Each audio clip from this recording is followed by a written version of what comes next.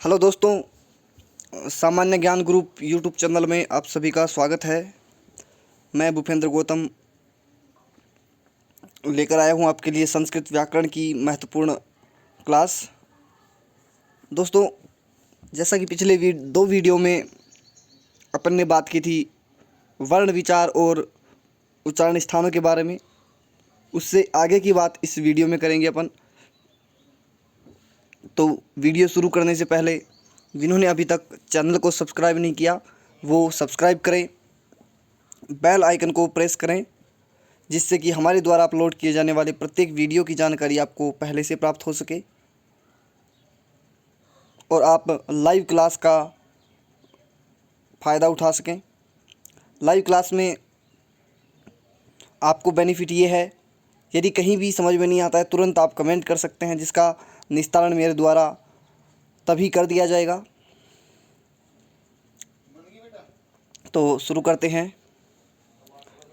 मैंने बताया था संस्कृत वर्णों का जो वर्गीकरण किया गया है वो दो आधार पे किया गया है, एक उच्चारण स्थान और दूसरा प्रयत्नों के आधार पर। तो उच्चारण स्थान अपना हो गया था कल के वीडियो में, जिन्होंने पिछले वीडियो नहीं देखे हैं वो पिछले वीडियो देखें। आगे आज अपन देखेंगे प्रयत्नों के बारे में। तो प्रयत्नों की बात करें तो सबसे पहले अपन कुछ क्वेश्चनों के माध्यम से इसको करने की कोशिश करेंगे। तो क्वेश्चन है कति यत्नः, तो अपने को बताना है कि यत्न कितने हैं, और इसका जो राइट आंसर है दोस्तों वो है ब 2। यहाँ दोस्तों संस्कृत में जो यत्नों की संख्या है वो 2 है, एक आभ्यंतर यत्न या प्रयत्न, और एक दूसरा जो है वो है बाह्य प्रयत्न। इस तरह से ये 2 प्रकार के यत्न माने गए हैं। अगला क्वेश्चन है कति आभ्यंतर प्रयत्नः, तो आपको बताना है आभ्यंतर प्रयत्न कितने हैं। इसका जो राइट आंसर है वो है दोस्तों ब 5। या दोस्तों आभ्यंतर प्रयत्नों की जो संख्या है वो 5 मानी गई है। अगला क्वेश्चन देखते हैं कति बाह्य प्रयत्नः, आपको बताना है बाह्य प्रयत्न कितने होते हैं।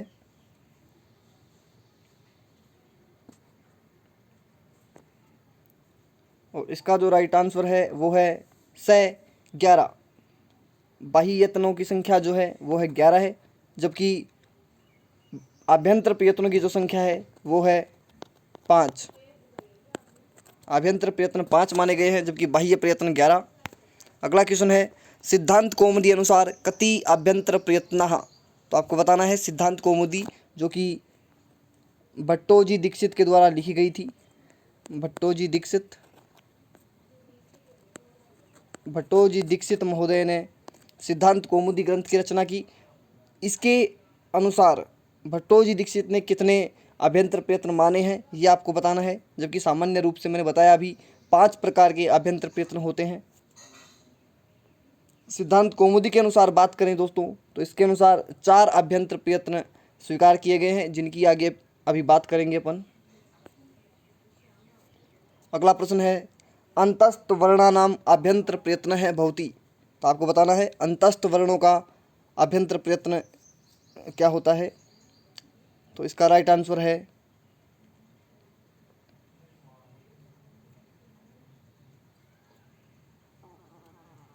ब ईसत स्पृष्ट। जी हाँ दोस्तों, अंतस्थ वर्ण य व र ल, इनका जो आभ्यंतर प्रयत्न होता है वो ईसत स्पृष्ट माना गया है।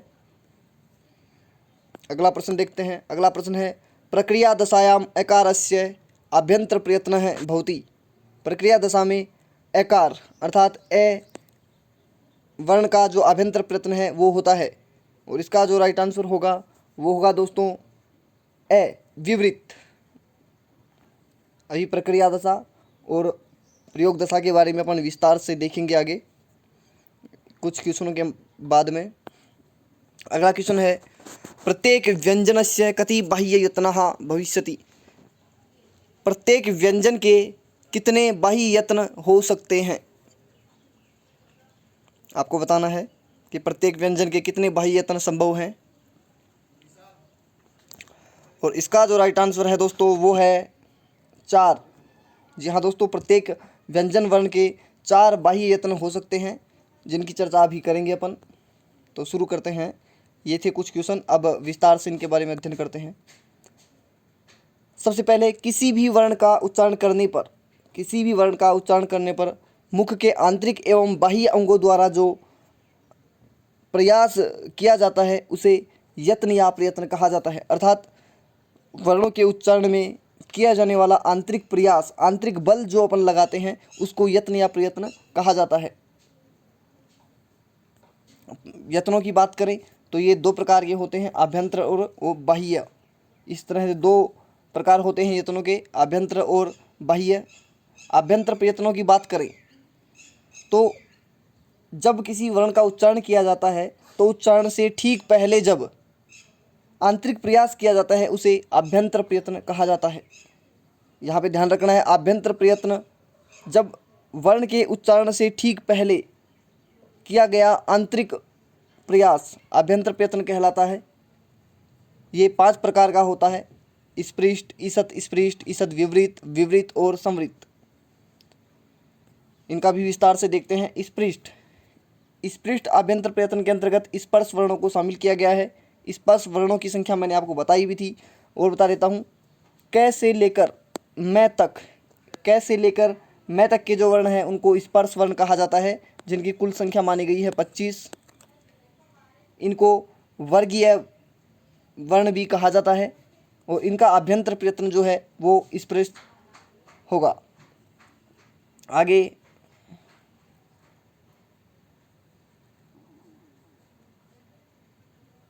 आगे दिया है ईषत् स्पृष्ट। ईषत् स्पृष्ट की बात करें तो इसके अंतर्गत अंतस्थ वर्णों को शामिल किया गया है। अंतस्थ वर्ण य, व, र, ल। इनका जो आभ्यंतर प्रयत्न होता है वो ईषत् स्पृष्ट होता है। ईषत् विवृत की बात करें, ईषत् विवृत का जो आभ्यंतर प्रयत्न होगा, ईषत् विवृत के अंतर्गत ऊष्म वर्णों को शामिल किया गया है और ऊष्म वर्ण स, श, स और है, ये ऊष्म वर्ण के अंतर्गत आते हैं और इनका जो अभ्यंतर प्रयत्न होगा वो ईषद् विवृत, ध्यान में रखना है आपको। आगे सभी जो स्वर हैं, संस्कृत वर्णमाला में कुल 13 स्वर, जबकि माहेश्वर सूत्रों के अनुसार 9 स्वर संस्कृत वर्णमाला में होते हैं। तो इनका जो अभ्यंतर प्रयत्न है सभी स्वरों का वो विवृत माना गया है। संवृत की बात करते हैं तो संवृत में लिखा है हरिस्व ए प्रयोग दशा में, अर्थात हरिस्व ऐसे यहाँ आस्य केवल ऐसे हैं जब ए का लौकिक अर्थ में ग्रहण किया जाता है। लौकिक अर्थ में अर्थात जैसे एक अपन बोलते हैं राम, श्याम, गणेश, कृष्ण, इस तरह से, तो इन सभी के अंत में आकार विद्यमान है और इस आकार का जो अभ्यंतर प्रयत्न होगा वो संवृत होगा। लेकिन संधि, समास आदि व्याकरणिक जो प्रक्रिया दशा है उसमें जो आकार है उसका आभ्यंतर प्रयत्न विवृत होगा। जैसा कि मैंने अभी प्रश्न में बताया था, प्रश्न था प्रक्रिया दशायाम अकारस्य आभ्यंतर प्रयत्न है भवति, अर्थात व्याकरण की जो प्रक्रिया दशा है उसमें आकार का अभ्यंतर प्रयत्न होगा और इसका जो राइट होगा विवृत, क्योंकि प्रक्रिया दशा से आस्य है संधि, समास आदि कार्य, जैसे गण प्लस ईस, यहाँ पे ए है ये और ई, ये संधि कार्य हो रहा है, इसलिए जो गण में जो ए है इसका आभ्यंतर प्रयत्न की बात करें तो विवृत होगा। लेकिन गणेश ऐसा लिख दिया जाता है, इसका लौकिक प्रयोग हो रहा है, अर्थात वाक्य में इसका प्रयोग हो रहा है गणेश का, और स के अंदर जो ए है इसका जो आभ्यंतर प्रयत्न होगा वो संवृत होगा।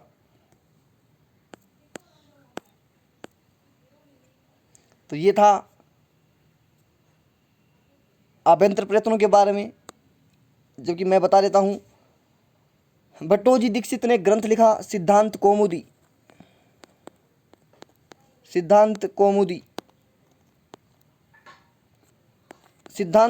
ग्रंथ के अनुसार अपन बात करें तो इन्होंने ईषद् विवृत को विवृत में ही शामिल कर दिया, यानी कि ईसद विवृत को इन्होंने नहीं माना और केवल स्पृष्ट, ईसद स्पृष्ट, विवृत और संवृत ये 4 ही आभ्यंतर प्रयत्न स्वीकार करके सिद्धांत कौमुदी ग्रंथ में 4 आभ्यंतर प्रयत्न बताए हैं, जो कि भी प्रश्न में बताया था। ये हो गया अपना आभ्यंतर प्रयत्न। अब बात करते हैं अपन बाह्य प्रयत्न की। तो बाह्य प्रयत्न की बात करें, वर्णों के उच्चारण के बाद किया जाने वाला आंतरिक प्रयास बाह्य यत्न कहलाता है। तो दोस्तों, वर्ण के उच्चारण से ठीक पहले जो आंतरिक प्रयास किया जाता है उसको आभ्यंतर प्रयत्न, जबकि वर्ण के उच्चारण के ठीक बाद में किया जाने वाला जो प्रयास है उसको बाह्य यत्न कहा जाता है। इनकी संख्या कुल 11 है। विवार, समास, स्वार, नाद, घोष, अघोष, अल्पप्राण, महाप्राण, उदात, अनुदात, स्वरित। यहाँ पे ध्यान देने योग्य बात यह है, शुरू के जो 8 हैं ये सभी व्यंजन से संबंधित बाह्य यत्न हैं, जबकि अंतिम 3 उदात, अनुदात, स्वरित ये स्वरों से संबंधित बाह्य यत्न हैं। अब यहाँ पे बात कर लेते हैं अपन पहले स्वरों से संबंधित की। उदात, अनुदात और स्वरित। उदात के लिए उदात संज्ञा विधायक सूत्र है उच्चैर उदात है, अर्थात तालु आदि जो उच्चारण स्थान है उनके ऊपरी भाग से जिन स्वरों का उच्चारण होता है उनको उदात संज्ञा या उदात संज्ञक वर्ण कहा जाता है। जैसे इसके लिए किसी प्रकार का कोई चिन्ह निर्धारण नहीं किया गया है, केवल ऐसी स्थिति में आता है तो इसको उदात कहेंगे अपन। अगला दिया है नीचैर अनुदात है, अर्थात तालु आदि जो उच्चारण स्थान है उनके निचले भाग से जिन स्वरों का उच्चारण होता है उनको अनुदात संज्ञक स्वर कहा जाता है। इनके लिए संस्कृत में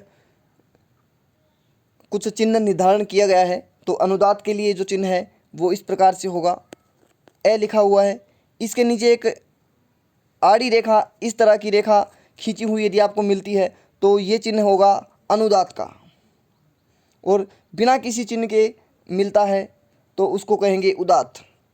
इसी तरह से आगे देखते हैं, समाहार है स्वरित है, अर्थात उदात और अनुदात का जो मिश्रण है उसको स्वरित कहा जाता है, अर्थात स्वरित स्वर कहा जाता है, और इसके लिए भी चिन्ह का निर्धारण किया गया है। इसके ऊपर एक सीधी रेखा खींच दी जाती है तो इसको स्वरित कहेंगे।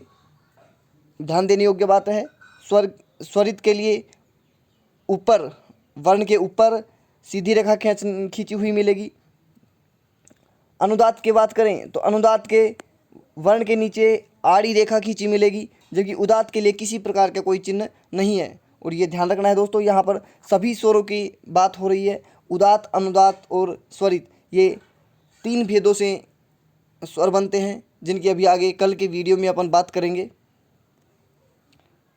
तो ये आपको ध्यान में रखना है। उदात तालु आदि जो उच्चारण स्थानों के ऊपरी भाग से उच्चारण होता है, निचले हिस्से से जिनका उच्चारण होता है उनका अनुदात कहा जाता है, और इन दोनों का मिश्रण जो है वो स्वरित कहलाता है। अब बात करते हैं अपन इनकी अन्य जो बाह्य यत्न बच गए उनकी। तो दोस्तों, वर्ग का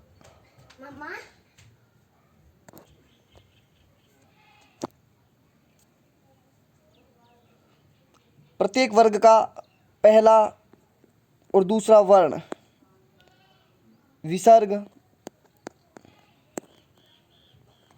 से, अर्धविसर्ग और यम वर्णों के 1 और 2 वर्ण। देखिए यहाँ पे दिया हुआ है, प्रत्येक वर्ग का पहला दूसरा वर्ण विसर्ग, से है, जीवामूल्य उपबंध मान्य, इन दोनों को अर्धविसर्ग कहा जाता है। और यम वर्ण, इन सभी का जो बाह्य यत्न होता है वो विवार, समास, अघोष होता है। यहाँ पे आपको ज़्यादा कुछ ध्यान में नहीं रखना है, आपको विश्वास रखना है केवल खर प्रत्याहार। खर प्रत्याहार, प्रत्याहार निर्माण मैंने पहले वीडियो में बताया था, वहाँ से आप देख सकते हैं। खर प्रत्याहार के अंतर्गत जो वर्ण आते हैं उनका बाह्य यत्न होता है विवार, समास, अघोष। तो आप याद रख सकते हैं खर प्रत्याहार, अविश्वास, अविश्वास, आप ये याद रख सकते हैं खर प्रत्याहार के साथ में अविश्वास। अविश्वास से यहाँ से हो गया अघोष, विवार और श्वास। तो खर प्रत्याहार के अंतर्गत जो वर्ण आते हैं उनका बाह्य यत्न होता है अघोष, विवार और श्वास। अब आगे बात करें तो वर्ग का तीसरा, चौथा, पांचवा वर्ण अंतस्थ अर्थात य वर्ण, ल वर्ण, है, अनुस्वार और यम वर्णों का तीसरा व चौथा अक्षर, इन सभी का जो बाह्य यत्न होगा वो संवार नाद घोष होगा। तो ये भी आपको ध्यान में रखना है। इसके लिए बात करें अपन तो हस प्रत्याहार। हस प्रत्याहार, हस प्रत्याहार के अंतर्गत आने वाले जो वर्ण हैं उनका बाह्य यत्न होगा संवार नाद घोष, ये आपको ध्यान में रखना है। अल्प प्राण की बात करें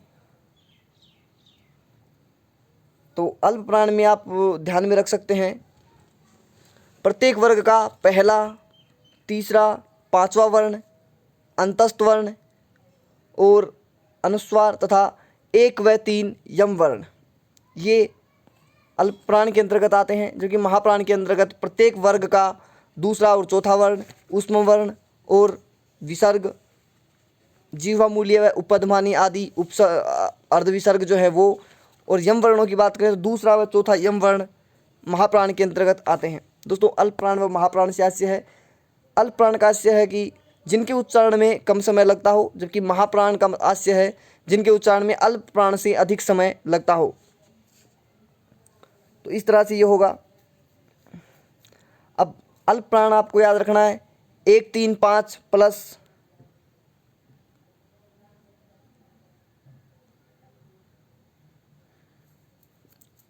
अंतस्थ वर्ण, 1, 3, 5 प्लस अंतस्थ वर्ण, जबकि महाप्राण में आपको ध्यान में रखना है 2, 4 प्लस ऊष्म वर्ण। तो बहुत ही सिंपल है, विवार, श्वास, अघोष, इसके लिए एक ही वर्ड अविश्वास, अविश्वास बराबर खर प्रत्याहार।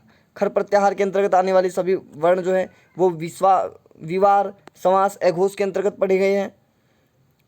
हस प्रत्याहार, हस प्रत्याहार के अंतर्गत आने वाले सभी वर्ण जो हैं वो संवार नाद घोष के अंतर्गत पढ़े गए हैं।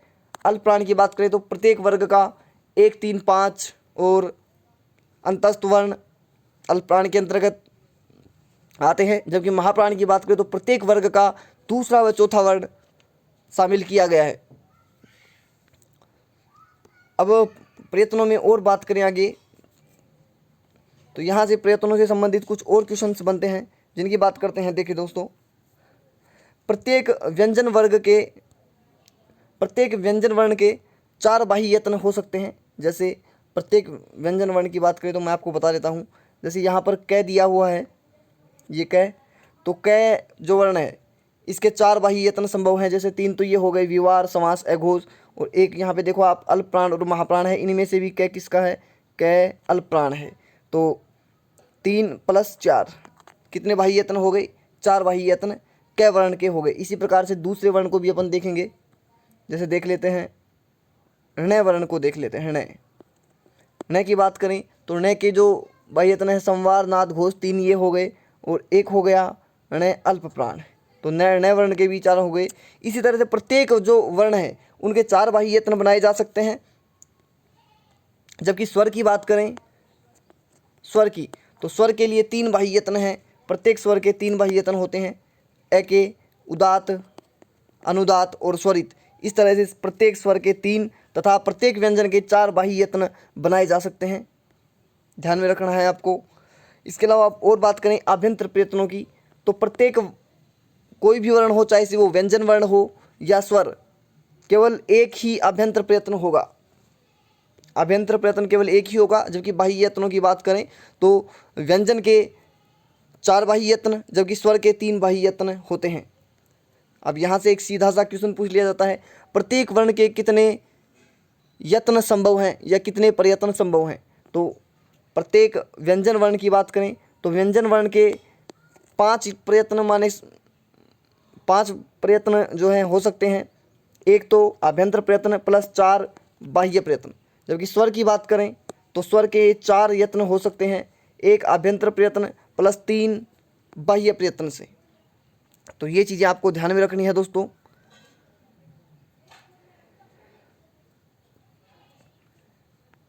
अब आगे के वीडियो में अपन बात करेंगे कुछ महत्वपूर्ण संज्ञाओं के बारे में, जहाँ से आपको और उदात्त अनुदात्त स्वरित आदि जो संज्ञाएं हैं उनसे संबंधित कल के वीडियो में बता दिया जाएगा सभी। आज का अपना टॉपिक था यत्न या प्रयत्न। यदि आपको टॉपिक अच्छे से समझ में आया हो तो इसको लाइक करें, कमेंट करें। यदि कहीं आपको समझ में नहीं आया तो आप कमेंट कर सकते हैं। कमेंट के माध्यम से मैं आपका निस्तारण करने की कोशिश करूँगा। वीडियो पसंद आया हो तो इसे अधिक से अधिक अपने दोस्तों में शेयर करें, जिससे कि सभी को अधिक से अधिक लाभ प्राप्त हो और सभी सफलता प्राप्त करें। धन्यवाद दोस्तों। यदि आप हमसे जुड़ना चाहते हैं किसी भी सोशल मीडिया प्लेटफॉर्म पर, तो आप डिस्क्रिप्शन में नीचे दिए गए लिंक से हमें ज्वाइन कर सकते हैं। व्हाट्सएप, फेसबुक, इंस्टाग्राम, टेलीग्राम आदि हमारे जो ग्रुप बनाए हुए हैं वहाँ पर आप हमें ज्वाइन कर सकते हैं, जहाँ से आप महत्वपूर्ण PDF, daily current affairs and सभी प्रकार की प्रतियोगिता परीक्षाओं के लिए महत्वपूर्ण वीडियो आप प्राप्त कर सकते हैं। तो डिस्क्रिप्शन में जाके दिए गए लिंक को प्रेस करें और जुड़े सामान्य ज्ञान ग्रुप परिवार के साथ। धन्यवाद दोस्तों।